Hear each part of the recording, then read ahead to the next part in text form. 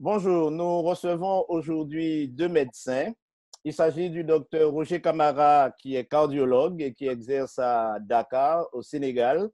Il est en même temps le directeur du ministère de la Santé de l'Union de l'Ouest du Sahel. Et nous avons aussi avec nous le docteur André Sens, qui est un généraliste, mais qui a une spécialité en médecine naturelle.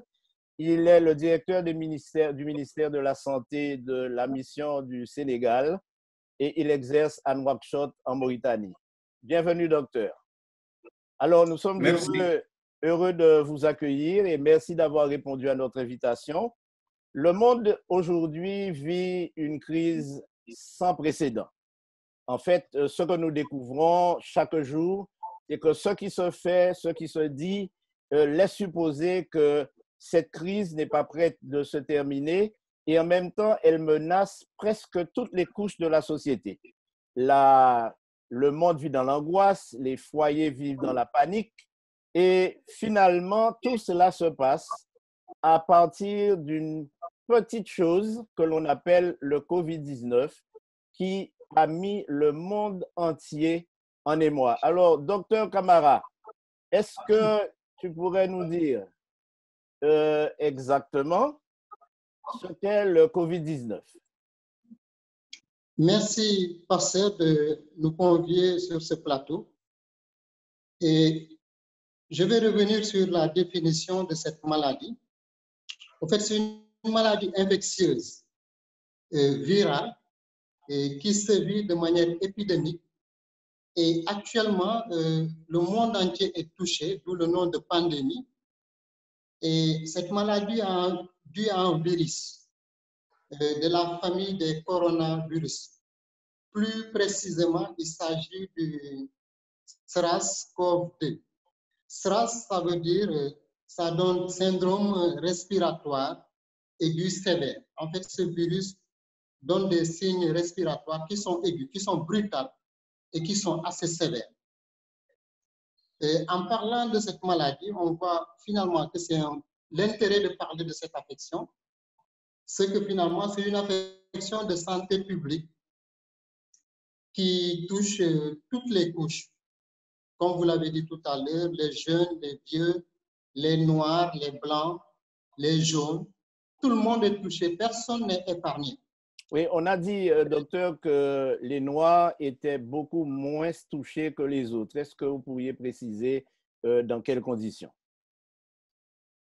Les Noirs beaucoup moins touchés que les autres, je pense que c'était des hypothèses, parce qu'on voit dans certains pays de l'Afrique, certains pays sont touchés et la mortalité est là.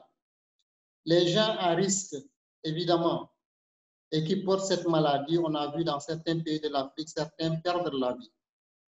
Donc, on ne peut plus dire que le noir est plus ou moins épargné, non. Ça touche toutes les souches de la population, toutes les races. Aucune race n'est épargnée.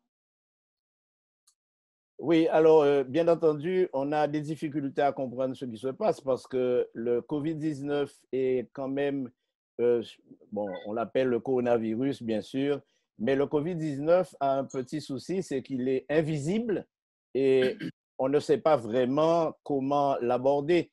Alors, il y a une question qui se pose et qui a circulé aussi, une hypothèse qui a circulé longtemps, docteur Camara.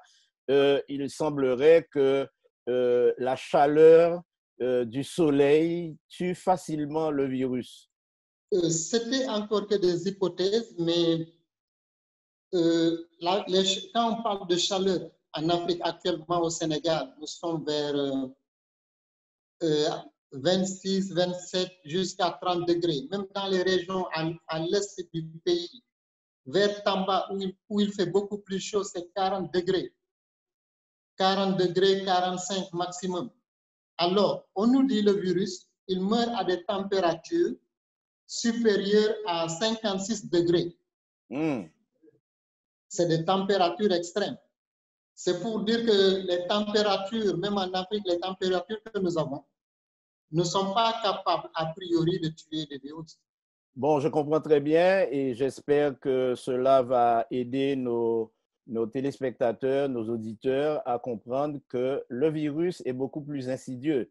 Alors évidemment, une question aussi que l'on se pose, c'est comment peut-on en réalité le contracter? Apparemment, c'est quelque chose de très facile à avoir et on peut être contaminé très, très, très simplement et dans quelles conditions? Oui, pour être contracté, c'est facile. La contamination, elle se fait généralement par voie respiratoire. C'est-à-dire quand il y a quelqu'un qui est touché par le virus, qui tousse à côté de vous, il expulse le virus dans ses gouttelettes et si cela vous tombe vers le nez, ça peut, parce que le virus a un tropisme pour aller dans les voies respiratoires. Donc, il cherche que les voies respiratoires. Donc, si vous parlez, vous êtes en face de quelqu'un qui est touché par le virus, qui vous parle ou qui tousse, il expulse ces virus et ces virus vont aller chercher les voies respiratoires et aller dans ce qu'on appelle les alvéoles. Et c'est au niveau de ces alvéoles, les alvéoles, je rappelle le rôle des alvéoles, c'est d'assurer les échanges gazeux. L'air que nous expirons nous apporte de l'oxygène et toutes les cellules de l'organisme, après avoir travaillé, produisent du gaz carbonique. Et les alvéoles vont rejeter ce gaz carbonique et retirer l'oxygène que nous respirons pour l'acheminer vers les cellules. Et malheureusement, c'est au niveau de ces alvéoles que le virus va se développer, va se multiplier et entraîner des lésions au niveau de ces alvéoles qui vont expliquer la majeure partie des signes que nous allons voir, notamment la toux, la difficulté à respirer. Donc, les malades qui auront plus ou moins, en fonction de la sévérité de la maladie, avoir besoin d'oxygène ou d'être intubés. Okay. Donc, la transmission est facile. OK, merci docteur. Je pense que les choses deviennent de plus en plus claires. Alors, j'aimerais me tourner vers Dr. Saints parce que si le virus circule dans l'air de manière aussi facile et qu'il peut être contacté en respirant ou en ayant un contact particulier, comment peut-on se protéger contre les attaques de ce virus, Dr. Saints? Merci beaucoup pour l'invitation d'abord pour parler de cette pandémie COVID-19. Et le plus important, je pense que c'est la protection. Il y a un proverbe que j'aime beaucoup, il vaut mieux prévenir que guérir. De ça l'importance de se protéger. Voici les mesures recommandées par l'Organisation mondiale de la santé pour la prévention de ce virus de corona. Il faut commencer par se laver les mains. Le lavage des mains, c'est un geste très simple qui va nous aider à éviter d'être contaminés. Ce lavage des mains, ça doit être pour une période de 20 secondes. Bonjour à tous. Vous avez bien compris que dans la lutte contre cette épidémie de coronavirus, un des éléments essentiels pour se protéger, c'est le lavage des mains avec une solution hydroalcoolique si vous avez, avec de l'eau et du savon, c'est évidemment parfait. Là, on a pris un peu de peinture, c'est simplement pour vous montrer comment on doit se laver les mains, parce que c'est pas simplement parce qu'on fait ça, terminé, qu'on s'est lavé parfaitement les mains et que donc on se protège. Donc là, on va le faire. Voilà, je fais comme si c'était du savon et bon, sans être très très rapide, on va quand même le faire correctement. Voilà, on passe un peu de temps à se frotter les mains avec ce savon. Et quand on a fait ça, vous voyez que quand même, il reste du blanc. Et le blanc, c'est là-dessus, évidemment, que va venir se fixer le virus en cause. Et donc, c'est avec ça qu'on va pouvoir se contaminer. Vous voyez qu'il y en a quand même à plusieurs endroits. Donc ça, c'est déjà bien, mais ce n'est que le début. Ensuite, on doit frotter comme ça. Il faut évidemment s'occuper des ongles qui n'ont pas été nettoyés par ce que j'ai fait pour l'instant. Donc ça, on le fait avec du temps et on n'oublie pas le pouce parce qu'en général, celui-là, il passe à l'as. Et puis, vous voyez que là, pour l'instant, le haut des mains et les poignets sont vraiment pas du tout protégés.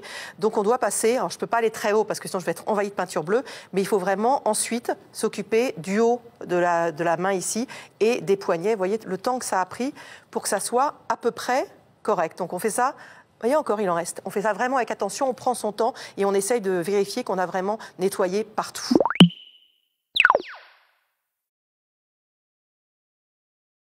Il faut utiliser des savons et, si c'est possible aussi, de nettoyer toutes les superficies avec eau de Javel. Ici, il y a le eau de Javel, on peut voir. Le eau de Javel, c'est disponible partout. Et il faut désinfecter toutes les superficies que les personnes vont toucher, comme les tables, les portails, et les clés, tout il faut bien désinfecter avec eau de Javel. D'ailleurs, docteur, peut-être, docteur, qu'il fallait aussi ajouter et préciser les téléphones portables en particulier. Absolument. Voilà, c'est très important. Aujourd'hui, avec les téléphones qu'on utilise tout le temps pour regarder l'air, pour regarder aussi les nouvelles, parce qu'elles sont connectées avec les médias, on est connecté sur les téléphones, sur les portables tout le temps.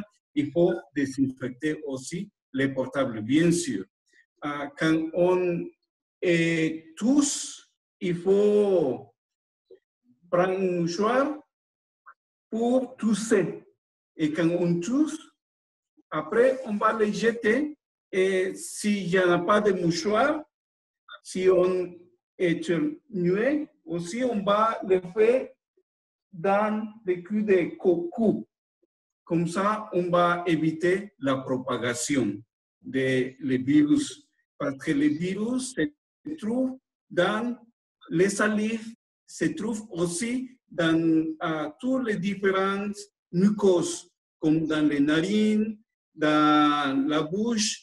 Et pour éviter la propagation, il faut porter des masques si on a des tousses secs et pour éviter contaminer les autres.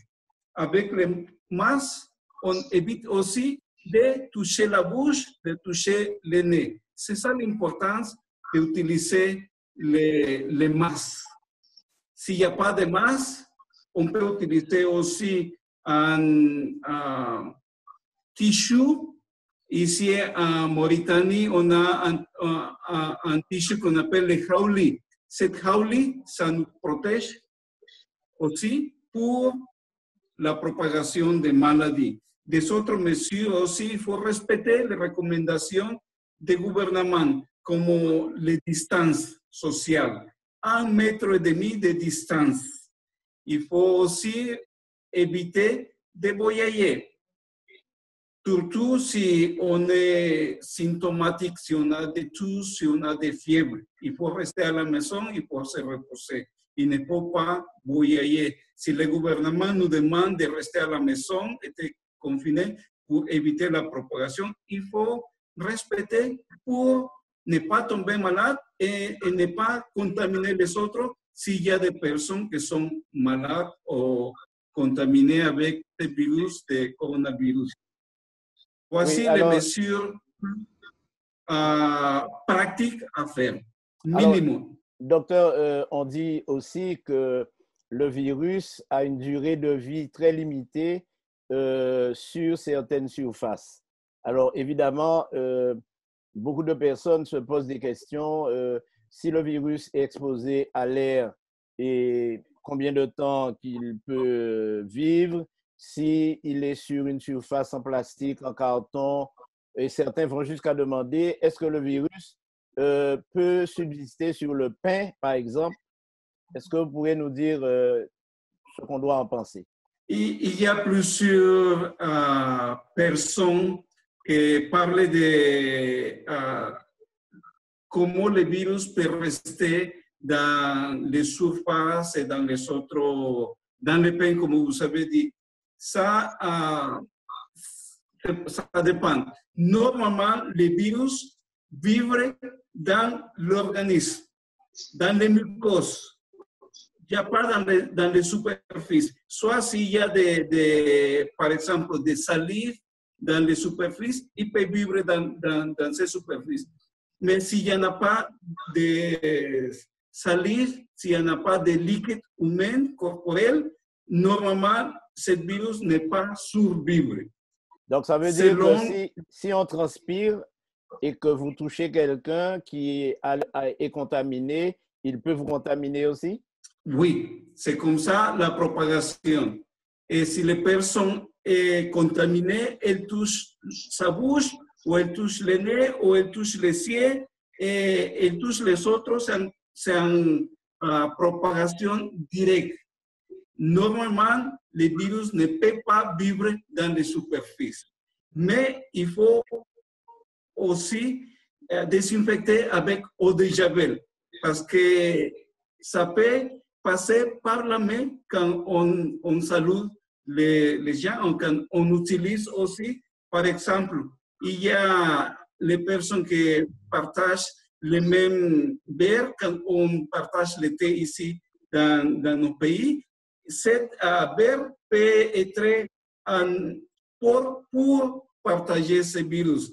So, on va bien nettoyer les verres qu'on utilise pour le thé avant de les donner à notre personne. Alors, docteur Camara et docteur Sens, dans nos cultures africaines, généralement, on mange tous presque dans la même assiette, le même plat, en utilisant la main.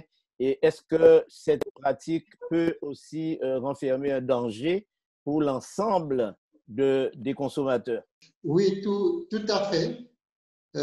Cette pratique qu'on utilise très souvent en Afrique, mais qui est de plus en plus abandonnée, manger dans le même... oui, manger dans la même assiette. Dans le même plat, la même assiette.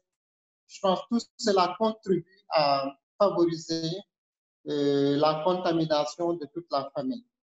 Oui, alors, docteur Sens, peut-être qu'on aimerait avoir une idée de la pratique en Mauritanie? Oui, ici en Mauritanie aussi, c'est presque pareil qu'au Sénégal. On mange ensemble dans les mêmes assiettes. So, on fait des recommandations d'utiliser des assiettes individuelles pour éviter la contamination au sol. Okay. Et de bien laver les assiettes pour ne pas propager ce virus. Oui, alors il paraît aussi qu'il faut non seulement bien se laver les mains avec du savon, et si on se lave à l'eau seulement, et si on n'utilise pas de savon, est-ce que le virus va tenir quand même? Il faut utiliser des savons. Il faut utiliser aussi, si c'est possible, si les moyens le permettent, différents produits pour désinfecter les mains. Ici, dans notre bureau et dans plusieurs bureaux publics, on utilise les liquides désinfectants pour les mains. So, on les recommande aussi de les utiliser fréquemment. D'accord. Alors, évidemment, l'une des méthodes recommandées presque mondialement maintenant, c'est le confinement, c'est-à-dire la mise en retrait et limiter les déplacements, limiter les activités des communautés. Alors, cette méthode a été adoptée par de nombreux pays, en Chine, actuellement l'Europe, et par contre, dans les pays africains, on a lancé des couvre-feux, on a organisé l'état d'urgence, on a décrété l'état d'urgence, mais on observe que certains marchés sont ouverts, les commerces et pas mal d'activités sont encore maintenues. Alors, qu'est-ce que l'on pourrait effectivement faire en cas de confinement total, docteur Camara? Oui, je pense que le confinement, certains États l'ont proposé parce que, a priori, il a fait ses preuves. Parce que quand chacun reste chez lui, la propagation du virus se ralentit. Parce que, comme on le dit très souvent, le virus il ne se déplace pas, mais c'est nous, les humains, qui nous déplaçons et qui le portons d'un point A à un point B. Donc, si on va effectivement vers le confinement, je pense que cela serait bénéfique pour ralentir la propagation de l'épidémie. Ça peut aider à vraiment circonscrire les cas, mais on voit qu'il y a toute une difficulté à respecter ce confinement. Parce qu'on voit, dans les pays où cela a été imposé, à part peut-être la Chine, mais on voit que dans beaucoup de pays, les gens ne coopèrent pas. On ne coopère pas assez, mais sachant que le confinement a fait ses preuves. Je disais que selon les informations que nous avons, les gens circulent normalement. Et apparemment, si cela se fait effectivement, le risque de contamination et de propagation est beaucoup plus grand, plus élevé, n'est-ce pas? Dr. Sens, peut-être? Oui, comme le docteur Roger était en train d'expliquer, le virus ne voyage pas par lui-même.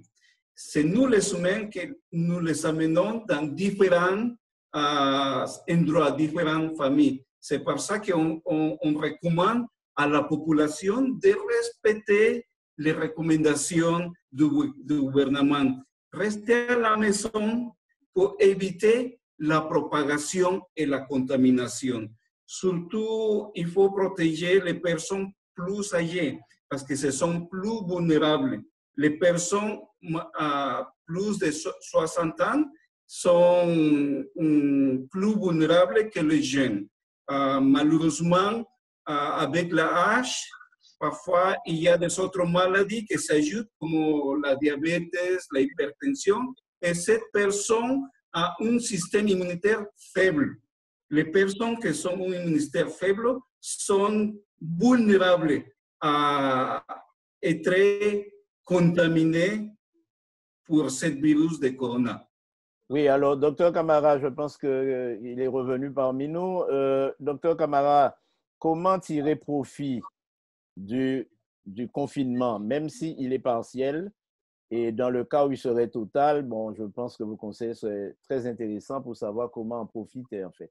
Oui, le confinement en soi, sachant déjà qu'il nous protège, il va nous aider à avoir beaucoup plus de chances de ne pas contracter cette maladie. C'est ça l'intérêt du confinement. Il va nous aider à éviter de contracter cette maladie. L'autre intérêt, c'est que malgré le confinement, il y a des choses que nous pouvons faire. Par exemple? Une alternative, donc on peut faire des choses. Donc, on voit que le confinement n'est pas tout à fait négatif. Il y a des choses que nous pouvons développer à la maison. Nous pouvons faire le télétravail. Là, nous faisons cette conférence alors qu'on n'est pas dans un même endroit. Vous êtes à Paris, mon ami est à Nouakchott, moi je suis à Dakar. Donc, il y a plein de choses qui peuvent être faites malgré le confinement. Et moi, je pense qu'il faut prendre ça positivement. Aujourd'hui, on peut faire de la lecture aussi à la maison. On peut faire de la recherche. Il y a beaucoup d'autres choses que nous pouvons faire à la maison, aider les enfants, les encadrer. Donc, le confinement, ne le prenons pas négativement. Parce que si nous le prenons négativement, on va plus être rebelle et ne pas écouter. Et là, on a des chances d'aller sortir et de contracter une maladie. Et alors que si nous prenons ça positivement, on peut faire beaucoup d'autres choses à la maison et cela peut nous être utile. Oui, alors, docteur, on a la tentation de passer les journées devant la télé et dans le lit. Est-ce que c'est réellement une bonne manière d'être confiné? À mon avis, ce n'est pas une bonne manière d'être confiné. Je pense qu'il y a beaucoup de tâches, beaucoup de choses qu'on peut faire à la maison. on peut faire un peu de sport. Parce que n'oublions pas, on doit faire en sorte que notre organisme soit bien. On doit faire en sorte que notre mental soit bien. Parce que tout ça, si on n'est pas bien physiquement, on n'est pas bien mentalement, cela peut affaiblir notre immunité. Donc, c'est le moment d'être plus créatif, plus enthousiaste, plus positif. Et à la maison, on peut faire du sport, on peut cuisiner, on peut faire d'autres tâches, on peut aider les enfants à préparer leurs devoirs, à revoir leurs cours. Il y a plein d'autres choses que nous pouvons faire, que nous pouvons mettre en contribution pendant ces moments et partager de bons moments avec la famille qu'on n'avait pas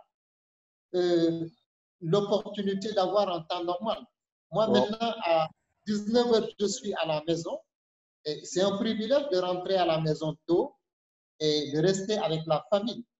Oui, donc, certainement.